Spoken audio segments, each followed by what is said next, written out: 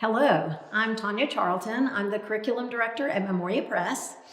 And Cheryl Lowe taught me Latin, and she taught me how to teach Latin. So I'm here today to share a model Latin lesson with you that's based on the way that we teach Latin at Highlands Latin School. And this model also works very well at home. Cheryl's goal was that anyone could teach Latin, and she wrote her teacher manuals so that the lessons are scripted out for you so that you can teach Latin successfully in your home or in your classroom. She tells you exactly what to write on the board. The Latina Christiana teacher manual gives you lots of grammar background to help you. The Prima Latina teacher manual doesn't give you as much, but Prima Latina is mainly teaching the 8 parts of speech in English, so you don't really need as much Latin grammar help. We teach all introductory Latin lessons basically the same, with the same model. So you can use this model lesson to teach Prima Latina, Latina Christiana, and the form series. If you're doing a translation course, you will want a different model lesson, not this one. So that's for another day. But for now, let's get started on how to teach a model Latin lesson. We begin with recitation, which is very important. Oral recitation gives students confidence, it shows them what they know, and it reviews all grammar forms regularly, placing them in students' permanent memories. Our recitations vary in length and difficulty based on the Latin course you're doing. For Prima Latina, since we're mainly doing Latin vocabulary, your Latin recitation will be prayers and songs that your students memorize. For Latina Christiana, you will have grammar forms and also prayers and songs. And the recitation is scheduled in the teacher manual for you, so it tells you exactly what to recite every week.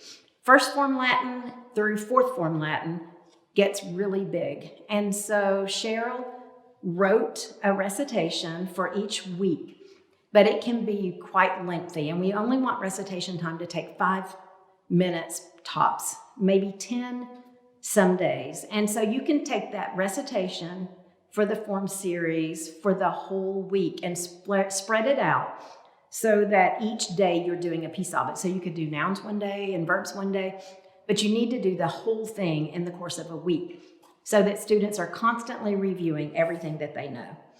Formal recitation helps students take this activity seriously. So we would like to see you do recitation even in your home with one student, with a student standing straight and tall, speaking clearly and loudly with their hands at their sides. So recitation is the way we would start your Latin day. Now, you can also use this time as a review time, but you don't want to take too much time out of your Latin lesson. So a lot of your review can be after your quiz on the last day of the week when you've completed your lesson. But every day, it's nice if you can just do a little bit of vocabulary review. So you can begin the class after your recitation, with a few flashcards and ask the students and see if they can give you instant recall. You don't want any kind of hesitation. They need to know these words cold, just like math facts. So you give them a word, they give you the Latin, or you give them the Latin and they give you the English. I would switch it up some. And then anything they don't know instantly, put in a pile, and they have to study that pile because you're going to ask them those same words the next day. So that all together, the recitation and the vocabulary review should not take more than 10 minutes a day. If you're just now joining us, my name is Tanya Charlton, and I'm the Curriculum Director at Memoria Press, and we are starting a model Latin lesson that would work for Prima Latina, Latina Christiana, and our form series. So now, after I've done my recitation and my vocabulary review, I'm going to start my lesson. So this is I'm at the beginning of the week, and I have vocabulary and a Latin saying to introduce. So before you start your lesson, it's nice if you can have your board prepped. I wouldn't necessarily have all of this stuff written down on my board. I just did it now, so you don't have to watch me write. But I would at least have kind of going across to show what my day is going to look like. And that helps me then when I'm teaching. So normally I would have, for Prima Latina, I would have 5 words. And for Latina and first form, I would have 10. And I would have them down here. For the purpose of this and no space on the board, I've just put a few words just to give you an example of how I would teach vocabulary for Latin. So I would have the words on the board with the Latin meaning, and you can see here for my verbs, if I'm on a verb lesson, I have aro, arare, and that is to show that I know that this is a first conjugation verb. I can also say oro, one, which tells me the same thing, but this tells me that my verb is regular. So when students begin, we would only have ro because they haven't learned the second principal part yet. But as we go on, we're going to change a little bit the way that we introduce the vocabulary. Then I have porto, ra, first conjugation, terra, a, feminine, that's my noun, and this is what, once I've taught nouns, this is all the information I would require of the student. The nominative singular, the genitive singular ending, if it's regular, and the gender of the noun. And then servus, e, second declension, masculine noun. Then I have my meanings on here, and the first thing I'm going to do when I introduce this vocabulary is ask the students to look at these words, and we talk about anything that might be confusing in the spelling of them. So the first thing we're going to work on is the spelling of the words. So I might simplify the board to do that so that we don't get bogged down in this other stuff, because I'm really working right now to help them learn to spell these words. So we're going to say, spell, say, like we do in spelling. So after we've talked about the fact that terra has two R's, really these are pretty easy words. I don't see anything else that would trip them up. Then we're going to say, spell, say, aro, A-R-O, aro, I plow. Oro, O-R-O, oro, I beg, pray, and so forth for all of the words. Then the most important part about this lesson is to teach the derivatives. And I know it seems like extra things to do. They really just, they need to know the word, they need to know how to spell it, and they need to know the meaning. But the derivatives change the way students think. So a derivative is an English word whose root comes from the Latin words. Sometimes students can come up with derivatives all by themselves, and that's great when they can do that. But you also have to guide them. And this can become a little silly. So once silliness starts, then you just need to cut it off and give them whatever derivatives you want them to have. And don't let this go more than a few minutes either. So maybe take 2 or 3 derivatives per word, if they can come up with them. Like a word like aqua, they can come up with all kinds of things. Aquamarine, aquarium. So there are some words that really lend themselves to derivatives. Some words have no derivatives. Prepositions very rarely have a derivative. And so you just basically have to memorize those words. But I've chosen some that have some nice derivatives. So when we talk about aro, which means I plow, a derivative is arable. And you might think a student isn't necessarily, a young student, going to know what arable means. But if they've read Charlotte's Web, then they know the arable family. And so you can make that connection with their other curriculum. And so then that is going to help them to remember I plow, because they're going to think that arable farm family that Wilbur belonged to comes from the Latin word aro. Oro, I beg, pray, orator. This is also a nice way to talk about the meanings of English words that they may not be familiar with. So it can be also an English vocabulary lesson. Porto, to carry, portable, that one's easy. Terra, earth, land, the derivative is territory. And servus, slave, servant, my derivative is service. So I hope you can see that after you've taken all of these words one by one, talked about them, talked about the meanings of them, and then the derivatives, which also the derivative is very close in meaning to the Latin meaning of the word. So when you finish this, which is going to take you 10 minutes the first day of class, that's going to help that student to really be probably 50% toward having memorized these words. And then the rest of the week, you just need to go over them every day, repeat them, study those flashcards because they will all be on the quiz on Friday. So that is how we teach a vocabulary lesson. So then the first day is big because you've got all of this stuff. So you're going to teach the grammar lesson too. If you don't have time to do all of this, you can always move the grammar lesson to the next day. But it's nice if you can just get all of this teaching done the first day because that gives the students the rest of the week to actually master it before their quiz, because we do have a weekly quiz because we want to make sure before we move on, it's just like math. We want to make sure before we move on that the students are really ready to move and have mastered it. So, as I said, I've chosen my model lesson is going to be on the imperfect tense. So I wanted to do a lesson where the students already knew something instead of me just starting from scratch, so that you can see how I would begin with a review of what they know. So the first thing, I would probably have this chart on the board, but I would not have these on there. And I would ask the student to give me the English personal pronouns, which hopefully they know because we studied them last week. And then I would ask them for the Latin personal pronouns, and I would write, so I'm going to fill in this chart with the student normally.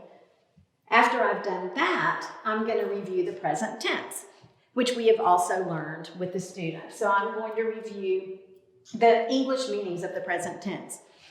So I could ask a student, so we're going to use the verb amo. So what are the meanings of the present tense? So it would be I love, I am loving, and I do love. And they need to know all three of those for the present tense. So I would review everything they've learned, and we would talk about that amo means I love, and amas is you love. We would go back here and talk about the things that are similar between here and here. Where is my personal pronoun? And make sure that they can find those personal pronouns, O-S-T, moose, tees, unt, which they have been quizzed on. So I'm tying this back to here. All review shouldn't take very long. And then I'm going to teach the imperfect tense. So I'm either going to have this on the board. I'll at least have my chart on the board, but I might just write it in as they're watching me. So I've got my stem for ama. And so when I put this on the board, amabam, amabas, amabat, amabamus, anabatis, amabant, then I'm going to ask them again, what do you see here that is similar to what we already know? And I've got it on the board. So, and if you don't have a board this big, you're just going to have to get rid of the vocabulary and start. I think you can get it on here. This is kind of a big one because I'm really moving step by step because I'm at the beginning. So they're going to hopefully find the personal pronouns. So then I have to explain that we've gone from an O here and an O here to an M here, which just happens. So from now on, my first person singular pronoun is going to be an O or an M. So I'm going to add that M to that chart where it will be forever now.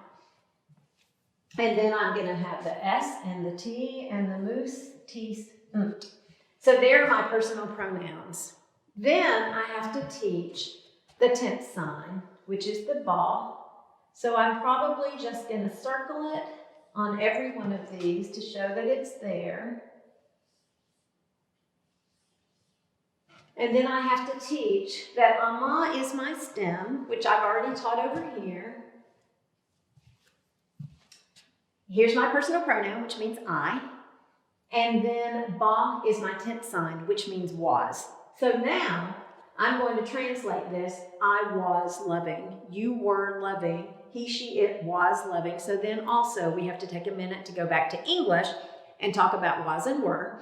In Latin, it's very simple. In English, it gets a little more complicated. And then I also point out that was as the helping verb here. When you see this BA, you can take this A and was as a clue to yourself that this is the helping verb. And this will be helpful the next week when we teach the future tense because there's an I in there that will tie to our helping verb will. So I'm just going to point this out here.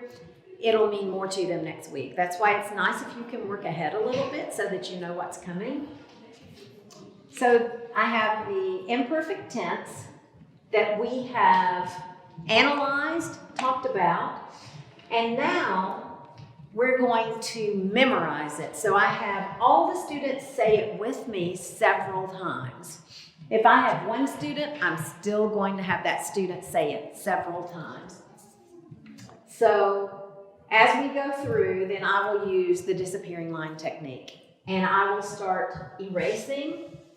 So I will erase I'm a bomb, and then we all say it together. I'm a bomb, I'm a boss, I'm a bot, and so forth. And then after we've done that, I erase the second one. We say it again, and we continue to do that until I have a blank board. And then once my board is blank,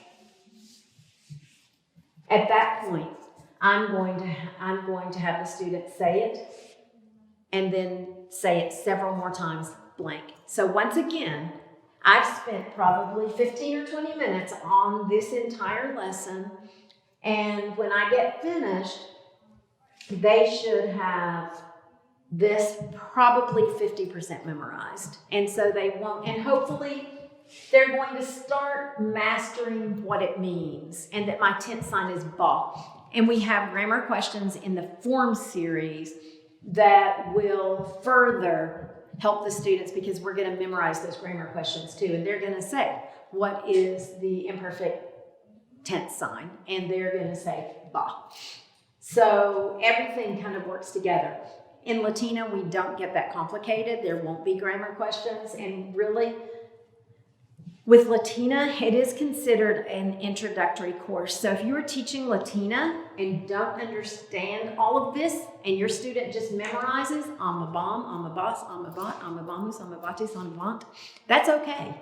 That's really all we expect there. By first form Latin, we need to start understanding it, because that is our first year of the real Latin grammar. Okay, and then I've got down here the definitions. I was loving, you were loving, he was loved, just to point out to the students so they don't forget. So then I might totally erase my board and give them a few form drills, some of them in the present tense and some of them in the imperfect tense, and see if they can do it. Another thing I can do is take all of my new vocabulary and go through the new vocabulary and have them conjugate in the present and imperfect tenses all 10 of those words. And then that's a really great way to solidify it. Or we could do that the next day, or we could do it both days. You really can't do too much oral recitation. Okay, so that is the lesson. I've taught the lesson. So now I need to move to the workbook. So for Prima Latina, let me say one more thing about the lesson for Prima Latina. Because Prima Latina is mostly English parts of speech, you are not going to have this kind of stuff on your board. You're going to have, when you teach verbs, you're going to do the little verb finder thing, and you're going to put a bunch of words on the board, like some will be verbs, some will be nouns, and you'll say, how do we find a verb? We say, can I love? Yes, so that's a verb. And then I might have table on the board. Can I table? No. So table is not a verb, right? What is table? It's a noun. So we're really working on English grammar. I'm still going to use a board, but I'm not going to use, it's just not going to be this complicated. I'm still going to have that vocabulary up there, and I'm going to talk about derivatives, but I'm not going to really, I'm going to try to use simple words, and I'm not going to require as much. But I am starting to inform the way students think about Latin, even with Prima Latina. With Latina Christiana and Prima Latina, when you get ready to work in the workbook, my recommendation would be empty the board and then go through the workbook together, and you either sit beside your student and just you all work those questions together, or you can put the answers on the board. Like, you can still be having a conversation with the student, ask the questions, put the answers on the board, and then when you finish, the student can copy them. So you're getting oral answers from the student first, and then the student is getting further reinforcement by copying the answers. And you're not going, I'm thinking the day you teach the lesson in Prima and Latina, you're not going to do that. You're going to have them write their vocabulary words 1 or 2 times, will be their written work for those days. And then another day, review the grammar lesson that you've taught, and then start working in the workbook. But for the forms, especially, it's nice, and I tried to do this when I was teaching. I tried to make sure I had the time to do the worksheet 1 in each lesson, because that is the grammar questions that I have taught. And so I really want the students to be able to answer those questions. And that's going to be, what's the tense sign? How do I know what the personal pronoun is for a Latin verb? Those kinds of things are going to be the questions. And I have just taught it. So it's really nice if I can get that done. If not, that would be my review the next day. So there's nothing wrong with holding it off for another day. I just like, it just kind of all fit together very well for me. That's how I prefer to do it. So then the rest of the week, on Tuesday, say I started my Latin on Monday. On Tuesday, I'm going to review all of this again, and I may even put it all back on the board. I won't put the vocabulary back on the board, but I will start before the students open their books at all. I will start with a vocabulary review and just go through every one of those words, probably giving them the English and seeing if they can give me the Latin. And then I will review the grammar lesson very quickly. We will already have done it in the recitation. And then we'll start working on the other worksheets. And so we would do worksheets maybe for Latina and Prima, just whatever your student can do, just knowing that you have to get it done in the next couple of days because you have a quiz. And for the forms, I would try to get 2 worksheets done on Tuesday and 2 on Wednesday with all the review, your students mastering the vocabulary and the grammar form that's going to be on the quiz. And then it would be nice if on Thursday you were actually ready to take the quiz. Friday can be a free day, or a review day would be nice also. I see we have a question. Is there a preference for the teacher using manuscript or cursive during a lesson? And should students use cursive in their workbooks? Oh, you have called me out. Cheryl Lowe would be very upset that everything up here is in manuscript. But I am left-handed and I write terrible cursive, so I have printed everything. Her preference would be, and our preference at Highlands Latin School, is that all student work from 2nd grade forward will be in cursive. I personally think if you are homeschooling, that is your decision, whether to use manuscript or cursive. Obviously, we want students to be fluent in cursive, but if your student's not there yet, especially with the vocabulary on the quiz, if you feel like you're going to count something wrong because your student can't write it clearly, that really is your call. But we at Highlands, we would recommend that everything be in cursive. So don't tell anybody that I did everything in manuscript. I just felt like I wanted you all to be able to read it. I did struggle when I was teaching and had to write in cursive. Okay, so when you finish, I wanted to say one more thing about the first form workbook, or second form, third form, is it's nice if you do a few of each exercise with the students on the board and just make sure they understand what they're doing so that they'll be successful as they move forward, and then see what they can do independently, and then check their work and just make sure that they are on target. We want successful Latin students. And that, I want to go back. I forgot to say that the whole time on Monday that I'm teaching this lesson, students don't need their books open. They need to be paying attention to what's on the board and to the lesson I'm teaching. If you want them to take notes, that's great. Everything's in their textbook. But it is nice if they take notes. It kind of reinforces and solidifies. If you have a student that just is going to be so bogged down with the writing that it doesn't make sense, just do it orally and then have them open their textbook, read the lesson with them, which is a further reinforcement of what you're teaching, and go from there. But while you're teaching, their attention needs to be focused on you. So, mastery. Every week in Latina and in first form, second form, third form, and fourth form, there is a quiz that will quiz on generally only the new material that they've learned. And by second form, there are some translations on there. First form just has some form drills. Review immediately before the quiz. So if you're going to give the quiz on Thursday or Friday, do your recitation, which is going to include your new material. Review your vocabulary. If you need to hold the quiz and say, what does this word mean? What does this word mean? Conjugate amo for me in two tenses. Hold it and do that. We want successful students. And so the fact that you've gone over it all orally isn't really, it's not cheating or giving them any kind of leg up. Hopefully they are prepared, but that review will help them. And my other main consideration for the quiz would be when you get that quiz from your student, look it over immediately. You don't have to grade it immediately, but if you see any egregious error, like say it's a quiz on nouns, and you've got 10 nouns on here, and you're requiring the genitive singular because you've taught it and it has to be on there. You've said that from the beginning, and they've forgotten to do it. Why not give them the little opportunity to fix it by saying you've forgotten something in the vocabulary? Or when you are teaching, like say they have to conjugate a verb in the perfect system and they forget to change their stem, that 3 tenses then they will have done incorrectly, which would fail them on a quiz.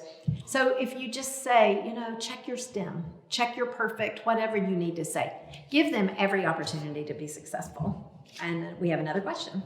What is considered mastery at the end of a course before moving on to the next level?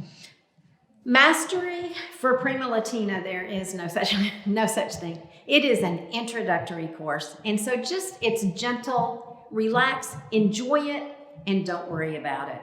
The mastery that we would like to have with Prima Latina is that they understand the meaning of the 8 parts of speech in English and that they have pretty much mastered their vocabulary. But if not, move on to Latina Christiana anyway, because that's your first real Latin class with a Latin grammar form every week. And so those grammar forms need to be mastered pretty much by the time you leave Latina. But again, first form Latin is going to repeat all of that information. So if your student isn't 100% on all of those things, that's okay. You don't need to stress that. When we get to first form Latin, we are serious. And at that point, it becomes like a math course. If you don't know your times tables, you cannot do long division. And it's the same thing with Latin. If you don't know the vocabulary from first form Latin or the grammar forms, you really can't move on because you will just keep getting more and more bogged down. You would be in much better shape to slow it down, go back over. Maybe if you feel like you had not a great first form year, but you don't want to repeat first form, start your second form year by doing the unit reviews in first form and taking a longer review time before you start second form. If you're homeschooling, if you get through first form and then have to do 2 months of review of first form before moving into second form, it doesn't matter. So you end your second year not finished with second form. You just pick it up where you left off. So you have that flexibility. So do make sure by the time you're in the forms that you are striving for mastery. I'm not saying perfect students at all. Everybody makes mistakes, but I'm saying they know enough to move on and they're really ready and to understand they can do a form drill and have mastery over the grammar forms is the most important thing to move on. That it? Okay. Well, that's all I have. I hope you enjoyed this and I hope you enjoy Latin. It's so fun to teach and I really want successful Latin students. Send us your praises. If you have any questions, we are always here to answer them. We have people that will talk to you. Our forum is wonderful to help you learn to teach and to teach Latin and use the DVDs. Use those teaching DVDs. Watch the DVD yourself. If you want to do this, if you want to teach this, like I have modeled, then watch the DVD the night before you teach it, and then you'll know exactly what to do. Just copy that, or watch it with your child if you can. If not, hopefully your child, the DVD will do this for you that you can't do. In the meantime, Valete discipuli.